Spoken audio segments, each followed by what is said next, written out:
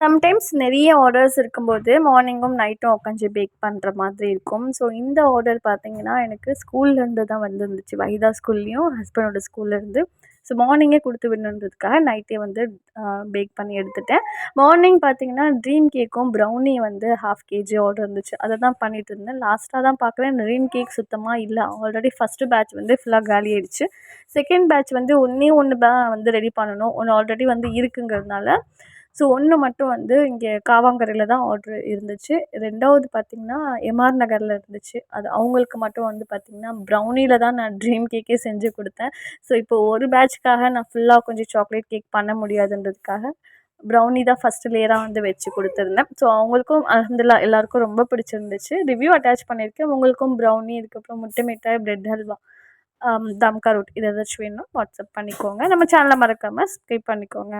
Bye bye.